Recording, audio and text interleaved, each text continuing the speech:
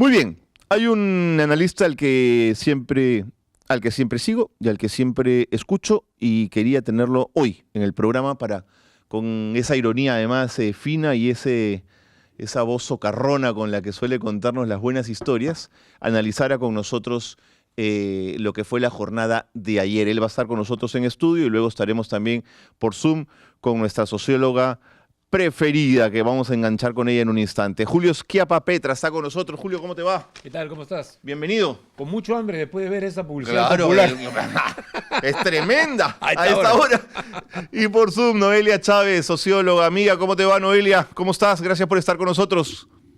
Hola Carlos, ¿qué tal? ¿Qué tal, Josué? Un gusto. Siempre. Encantada. No, el gusto es nuestro. Imagínate, gracias por colaborar siempre con nosotros en el análisis.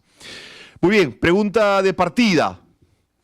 ¿Es probablemente la elección más reñida que hemos enfrentado en la historia o se parece mucho al 21 y se parece mucho al 16? Se parece mucho al 32-33, Ok. cuando el APRA estaba en una convulsión revolucionaria y terminó además participando en la Asamblea Constituyente, ¿no? Y en el Congreso. O sea, hubo un movimiento ahí muy fuerte que los llevó al Parlamento. Tenían que entrar protegidos por ellos mismos al Congreso. Noelia, ¿qué te pareció a ti? Yo creo que desde ya un par de elecciones anteriores tenemos una situación como esta, con resultados muy apretados. La diferencia que tenemos ahora es que al parecer el resultado va a ser aún más ajustado que en las elecciones previas. Entonces, a lo que voy es que no estemos acostumbrados, o sea, es la primera vez que nos toca enfrentar un escenario tan complicado de candidatos tan cerca a nivel de votación. Eso hay que tenerlo presente. Ok. Nuestra estabilidad es más bien estas cuestiones tan atípicas en las democracias, digamos, ¿no?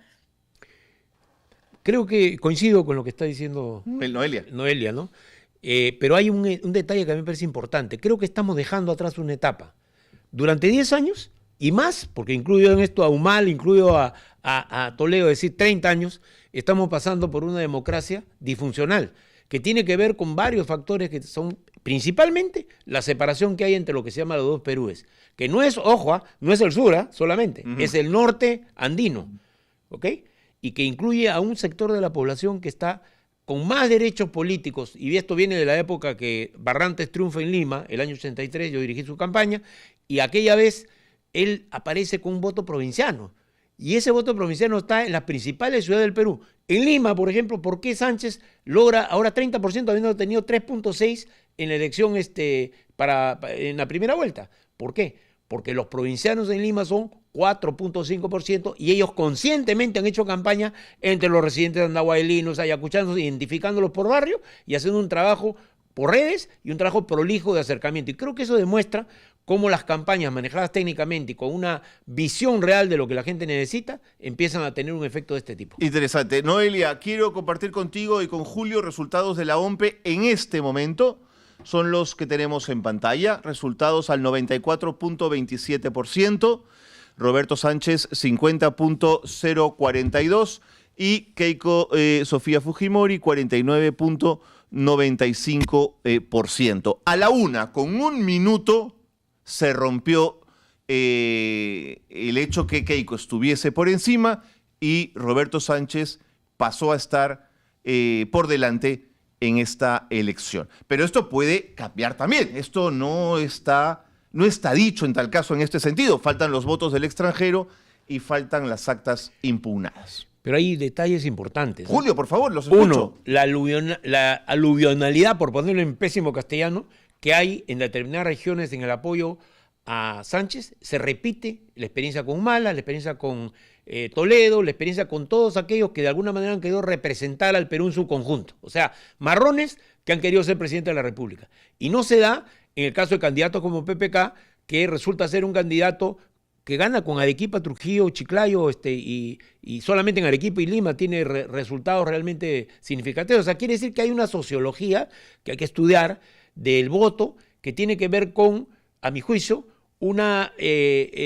factores que son psicológicos y culturales. Las elecciones no se definen solamente, estudiándolas como se hace ahora modernamente, no se definen únicamente por opciones de programa, opciones de caudillo no solamente. Se definen por factores psicológicos que te vuelven un caudillo, se definen por factores, digamos, de cultura que tienen que ver con la identidad que en este país todos hemos echado por la borda, pero yo leí el libro famoso de Francis Fukuyama, que es un folletito, Identity, explica muy bien cómo la identidad es la personalidad de los pueblos, y sobre todo en los pueblos viejos como el Perú, ¿no?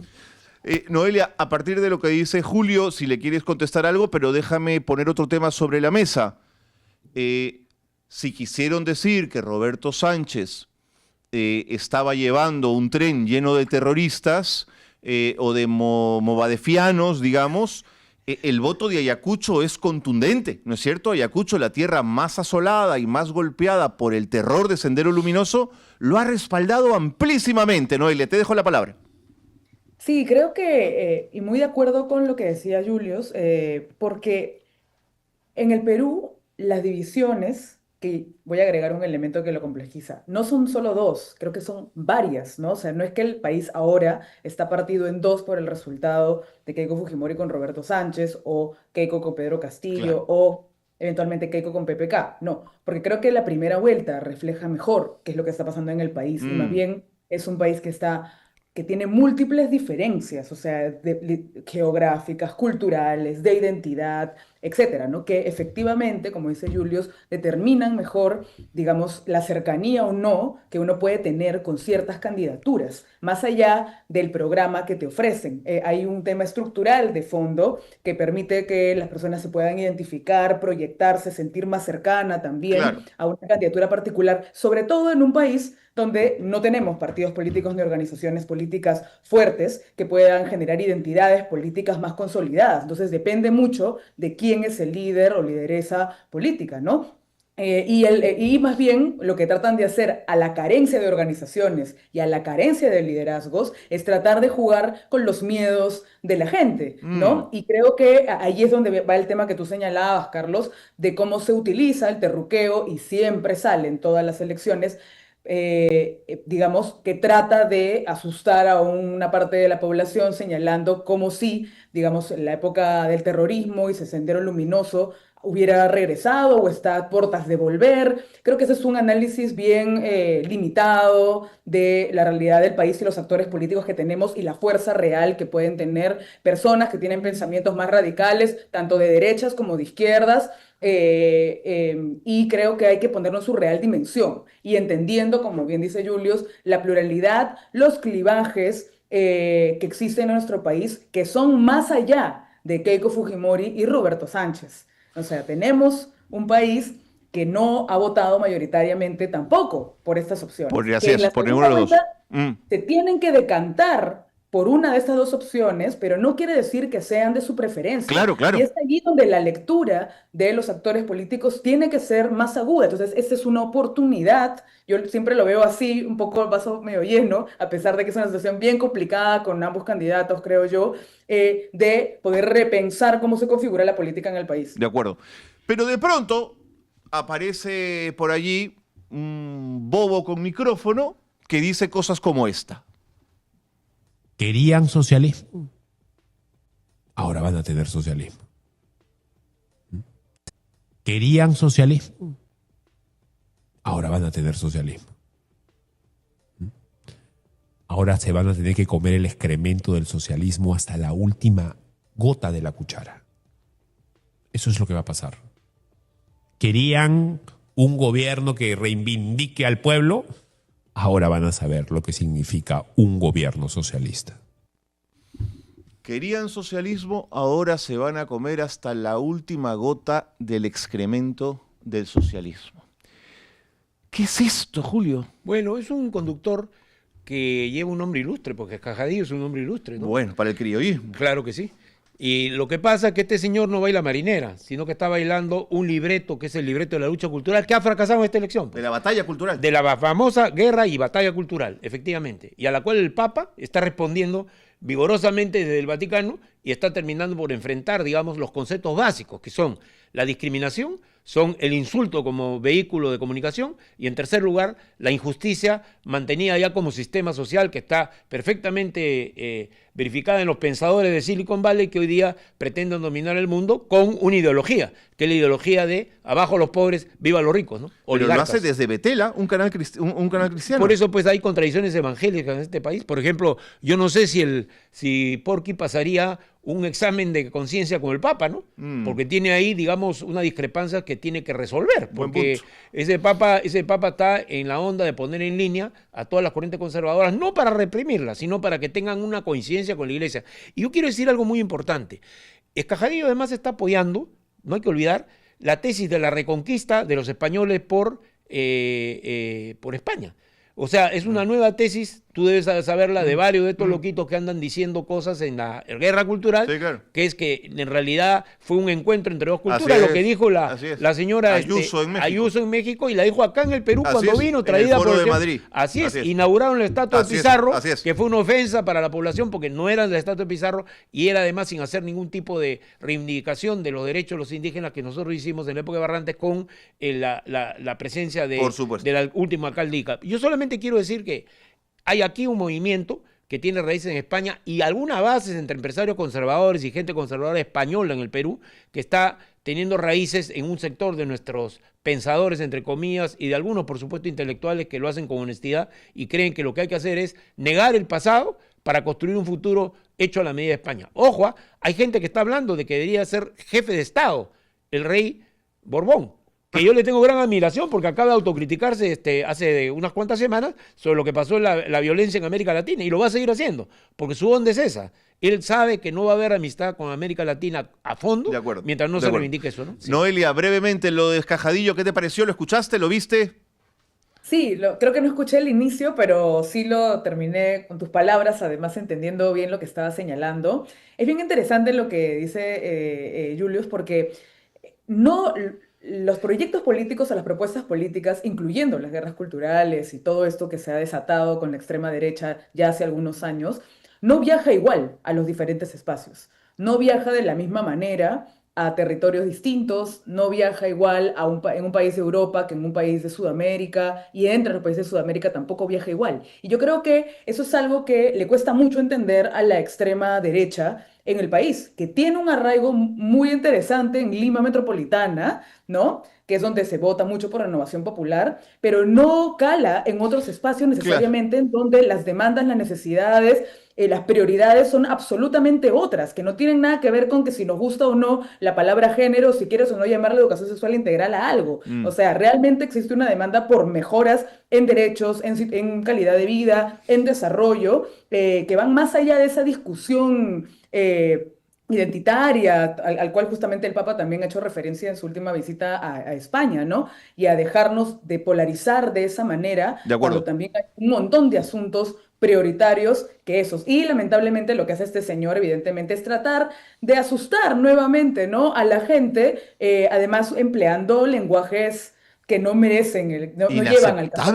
¿No? A mí me da mucha lástima que la derecha, salió un artículo, ¿no?, en el fin de semana de Ricardo Uceda diciendo la peor izquierda, ¿no?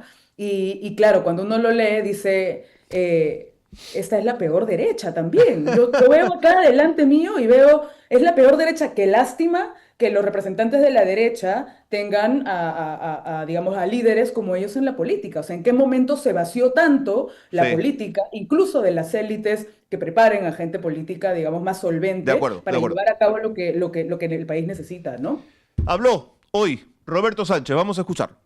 En primer lugar, hay que tener tranquilidad y serenidad. Han tenido importantes resultados a conteo rápido, ¿no? Y nosotros también agradecemos ese respaldo. Estamos confiados, optimistas, pero como corresponde, el conteo al 100% oficialmente aún está por develarse. Entonces, nosotros aquí llamamos pues a lo que corresponde, ¿no?, que cada quien haga su chamba, su trabajo. Nosotros tenemos a nuestros funcionarios, nuestros equipos técnicos. Estamos muy confiados y optimistas pero lo concreto y lo real es que hay que esperar.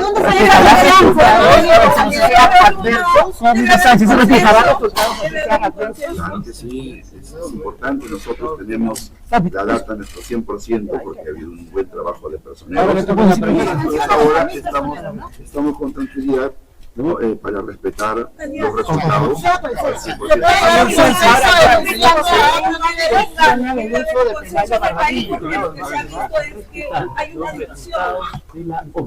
Yo creo que una contienda electoral tiene pues esas características, pero hoy acabado estas y como corresponde, lo que viene es pues trabajar por el país, invocar a todos los consensos, ¿no? Porque el Perú tiene que parar la inestabilidad política, la criminalidad desatada, la pobreza, y son aspectos más grandes que tenemos que ser capaces de... Una sola pregunta, señor Sánchez, con mucho respeto, por favor.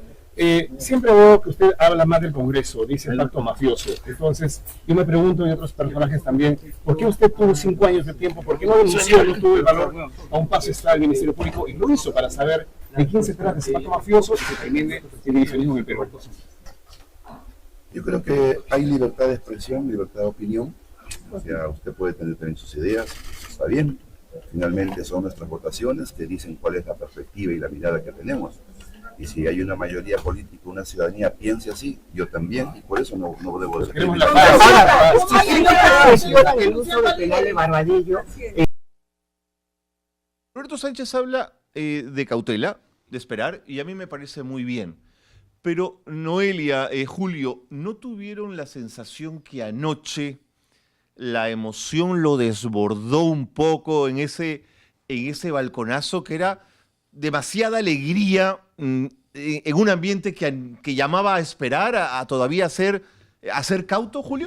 Mira, en las elecciones hay estrategias. Una persona amiga, cercana a Roberto Sánchez, me llamó y me dijo, ¿qué es lo que hay que hacer? No digo que yo he sido el autor de esa iniciativa. Claro, okay. Yo le dije, tiene que salir y ganarle el vivo al fujimorismo. Yeah. Porque ya estaban preparando, primero salió, tú recordarás, los dos vicepresidentes sonrientes, como sí, dándole sensación de triunfo, y era evidente que los resultados que yo ya tenía más o menos aproximadamente, sabía lo que iba a pasar, aproximadamente, me di cuenta de que era necesario. Entonces le dije, tienen que salir con todo. Y mudaron el lugar que era en Girón Tarma, un modesto hueco en el centro de Lima, yeah, a la Plaza San Martín. Okay. Y eso resultó en un efecto en el cual sí hay críticas que yo haría. Por ejemplo, el micro, había una señora que gritaba a lo largo de la exposición, no permitía escucharlo. Yeah.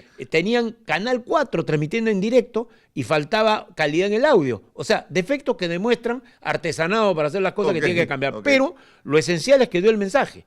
Y él no se declaró triunfador. Lo que él dijo fue cerca, digamos, del triunfo, sí. Y dijo lo que tiene que decir un político, pues no vas a pedir que uno vaya con cara de como si fuera a un funeral cuando está yendo a un elemento en el cual hay una masa que espera una respuesta de victoria. Pero porque, en ese sentido, ojo, Keiko sí tuvo un mensaje más cauteloso, Julio. Sí, pues, pero ¿para qué le vale? Es que, ¿sabes? Te voy a explicar por qué. No quiero ser cruel con Keiko, sino que yo sé. Keiko pierde la elección por dos cosas. Cuando dijo que quería que volviera el gobierno de su padre, sin identificar que sobre los 40 años eso la demolía. Okay. Y en provincias peor. Okay. Y segundo, el otro error que Keiko comete es de dar una respuesta en la cual no habla de los problemas de la gente. Algo que intentó hacer y que no se le sintió con fuerza en el debate. Aquí era clave decir qué va a hacer. Claro. ¿Alguien sabe lo que va a hacer Keiko Fujimori como promesa, como algo? Sí saben lo que quiere hacer Sánchez. Y no son expropiaciones ni cosas por el estilo, pero él habla a favor de reivindicar a los pobres, ¿no? Entiendo. ¿Tú, Noelia, cómo lo viste o coincides con Julio?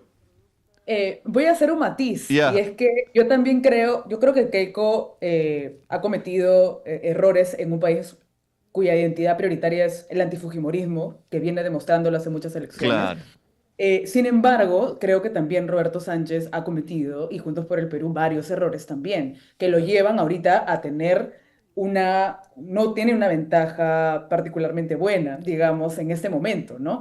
De hecho, hay muchas proyecciones que hablan de que Keiko Fujimori es posible que remonte con el voto extranjero y con el recuento de actas en Lima. Entonces, y tomando un poquito también lo que decía Julio respecto a lo artesanal de ciertas cosas y que tiene que ver con que así como la derecha no produce nuevos liderazgos fuertes, la izquierda tampoco lo ha conseguido. Y creo que eso es un problema importante en nuestro país, porque de ninguno de los dos lados del espectro estamos logrando generar liderazgos que generen consensos mayores. Y claro, luego lo que sí me parece muy rescatable son los esfuerzos de Roberto Sánchez para poder hacer y tratar de hacer una coalición más grande para segunda vuelta. Pero eso no significa que tampoco haya logrado profesionalizar del todo su campaña política. Pero sí también le doy a Julius ese tema de que uno requiere, digamos, generar símbolos importantes pues, para tus seguidores, eso es verdad, ¿no? sí. Y ahora, en este momento, además, en el que muchas de las cosas se van a jugar en mesa, que es parte de la democracia y de la labor de los personeros, de defender los votos, de pugnar por allí con los votos ahora que están tan cerca, también es importante que los líderes puedan dar el espaldarazo a los personeros. Y si tú miras las declaraciones de Roberto Sánchez y también las de Keiko Fujimori que ha dado hace poquito, los dos le están hablando a sus personeros también, porque son las personas que están en las mesas tratando de pelear voto a voto lo que está ocurriendo, ¿no? Entonces, Buen es bien punto. importante porque es que también son estrategias, ¿no? Como bien dice Julius ahí. Claro, claro, estás influyéndole ánimo también a tus personeros para que sigan peleando esas actas y esas mesas. Jorge Nieto, fue mucho el debate que se ha abierto en torno a Jorge Nieto y a lo que dijo en esa famosa entrevista con Curwen. ¿Qué tan decisivo fue lo que dijo o lo que no dijo Jorge Nieto respecto a lo que traía Roberto Sánchez de gente del Movadef, Julio? Creo que primero hay algo que decir, ¿no? Las cifras de voto en blanco y viciado no se han visto. No eran tan grandes como se decía que iban a ser. Él no puede atribuirse ningún triunfo con esa estrategia. Ok. Es una estrategia errada y lo correcto es reconocer el error, porque el error está en el voto viciado, que fue el voto que el año 78 planteamos en la izquierda para boicotear la Asamblea Constituyente. Ok. Gravísimo error que tuvimos que corregir en último momento y por eso perdimos De acuerdo. a muchos diputados. Así que, y en eso tuvo Jorge también, ¿no? O sea, él era partidario Ok, también de la ok. Constitución. Así que es un recuerdo malo del No, no, pasado. de acuerdo, de Pero acuerdo. creo que hay una cosa que comprender. Yo soy enemigo de que se vuelva enemigo a una persona, digamos, con la cual más bien se tiene que tener cierta tolerancia No, y además democrática. se tiene que negociar con ella en el Senado. O sea, Pero que puede eso es pelear. pragmático y Ok, es verdad, ok. es verdad, es verdad. Para los partidos que tienen representación parlamentaria es verdad. Pero creo que acá hay un tema que no es solo lo personal, yo creo que hay un tema que tiene que ver con una visión política que es la siguiente. Él tiene 36% de votantes fujimoristas y tenía cerca de 40 de progresistas. Y tuvo que tomar una opción de balancearse y cometió un error con la consigna. Pero él estaba en lo correcto desde el punto de vista táctico. No hay que olvidar que él es un asesor político que tiene tanto oficio como el que está hablando contigo y que tiene además 14 años en México. Ok. O sea, una realidad política mucho más compleja Seguro, que la de Perú. seguro. Entonces yo creo lo siguiente. Volviendo un poquito al tema de Nieto, está desgraciadamente comportándose como un tecnócrata internacional en un ambiente donde hay demasiados cholos e indios y él es una parte de ellos, o sea, no puede negar su ancestro ni puede negar su... Entonces tiene que cambiar su lenguaje y hablar también para ese otro lado del Perú, porque le está hablando a un solo lado y creo que ese es un error estratégico que sí le puede traer consecuencias. No creo que es un tema de maldad, de mala fe, está calculando una posible alianza que la verdad es que habrá que verlo en el próximo Congreso para manejar el Senado y creo que ahí es donde está quizá el juicio más duro de los izquierdistas. Pero los izquierdistas también se equivocan porque a veces son demasiado injustos con algunos líderes políticos. Y en este caso, les conviene que Nieto siga vigente y sea una fuerza puente, aun cuando a muchos les disgusta, que no están acostumbrados a la negociación. Y si en algo Nieto es bueno, es la negociación. Sí, Sí. es un buen negociador. Entonces yo diría eso, ¿no? Yo diría que es un hombre con experiencia, un hombre de Estado que yo sí critico, se haya negado 2 veces durante el gobierno de Castillo y durante el gobierno de Dina Boluarte, donde lo llamaron, algunos tuvimos algo que decir ahí, para que fuera premier y él prefirió seguir la ruta de su campaña electoral. Dejó muy mal parados a ambos en momentos de crisis donde él podía ser el ¿Crees que hubiera que debió salvado al Perú. aceptar? Por supuesto, él podía haber salvado al Perú. Ok. Sí, creo que sí. Noelia. Pero también es cierto, y ahí vamos en la misma línea en realidad, porque la prioridad creo que de Jorge Nieto es su partido y llegar a la presidencia de la República. O sea, entonces las estrategias que él monta a lo largo del tiempo tienen que ver con ese objetivo como prioritario, digamos, ¿no? Claro, ahí podemos tener críticas hacia eso, si nos gusta más o menos, si preferimos que ponga al país por delante, etcétera, etcétera. Pero lo cierto es que la jugada que él hace al posicionarse al medio no es mala jugada en el sentido de alguien que efectivamente algo de fuerza y poder tiene en el Congreso de la República, ¿no? No completamente como creo que él lo quiere poner, porque eso también me parece importante señalar, y es que estamos pensando como si las bancadas de derecha y de izquierdas van a funcionar como 2 bloques homogéneos, cosa que no ha pasado en los últimos años y no sé por qué estamos pensando que va a ser así. Claro. O sea, no sé qué va a pasar con obras, no sé qué va a pasar con Juntos por el Perú, con Renovación Popular. O sea, no es que sean bancadas disciplinadas. Entonces, a ver, él va a tener un rol importante allí, creo que lo quería resaltar, pero claro, a mí el desazón que tengo alrededor de eso es que se pudo quedar en lo que dijo, bueno, vamos a viciar el voto, digamos, no estoy al medio, pero pasó algo más que fue, creo que, de forma desbalanceada, comenzó a sobrecalificar a la izquierda, vinculándola con Movadef, con Sendero, con los sindicatos de profesores vinculados al Movadef, y creo que cayó en el terruqueo, ¿no? Que tanto daño le hace a la democracia del país. Y creo que allí hay un error muy fuerte, porque creo que también había un antifujimorismo que estaba muy convencido y plegado de que él podía ser una opción. Y después de ver eso, que es un tema tan delicado, probablemente, así como puede ajustar tuercas hacia la derecha, las puedes ajustar hacia la izquierda. Tal vez él pueda terminar siendo alguien que tenga una voz más de centroderechas. No lo sé. O sea, eso va a depender de finalmente qué Bolsón va a querer el pensar hacia el 2031, que creo que es la meta que él tiene para postular y tratar de ganar la presidencia de la República, ¿no? Pero sí es cierto, y lo último que voy a decir es que aunque se quede en una discusión de nicho el tema de la entrevista con Curwen y de la gente que está mucho más metida en Claro. redes, que sí logra tener un eco que sale un poquito del nicho para el día de la elección misma. Y en una elección tan reñida como la que tenemos ahora, donde Lima es importante, digamos, quienes terminan ajustando su voto para un lado o para el otro, pudo haber tenido una repercusión entre quienes no iban a votar por Keiko de todas maneras y estaban pensando en votar por Sánchez, y eso pudo haber disparado más temores entre quienes están menos metidos en el vaivén político, digamos, ¿no? Y no tienen una identidad política fuerte. Entonces, sí, ahí hay un tema de responsabilidad y cuidado que creo que lo puso en un segundo lugar frente a la estrategia política, ¿no? Muy bien, muy bien. Muchas gracias, Noelia. Gracias por haber estado con nosotros en el programa. El tiempo ha volado. Quiero agradecerte muchísimo siempre que la lucidez y la mirada que le pones al programa. Gracias, un abrazo. Gracias, nos vemos. Chao. Julio, ¿se te cae el micro? Gracias también. Gracias a ti. Por la Y le mirada. agradezco a Noelia por haberme llamado Julius. Julius, Me ha hecho sentir que es una transformación de mi nombre muy favorable Sí, para sí. mí. Le agradezco mucho eso. ¿De acuerdo? Tengo un par de comentarios rápidos porque quiero compartir con ustedes un video importante antes de irnos. Exacto, Nieto terruqueó, dice Rocío. No le ha gustado nada a Rocío. Miren todas las mayúsculas que usa. También nos dice Leo, les apuesto que JP va a durar 1 año y medio, lo van a vacar, Keiko no desea que el Perú progrese, lo ha demostrado en los últimos años, aunque en una conversación que tuvimos con Roberto Sánchez, él se siente tranquilo porque siente que ya tiene votos para no ser vacado, en la lógica en que no lo van a traicionar las otras fuerzas políticas. Gracias, Leo, por tu comentario, un gran abrazo también, gracias por compartirlo con nosotros. Julio, gracias nuevamente. A ti. De verdad, por haber estado con nosotros. Uno más, a ver, de Imazuma, Humala, no vengan a decir que no necesitaban los votos de Antauro.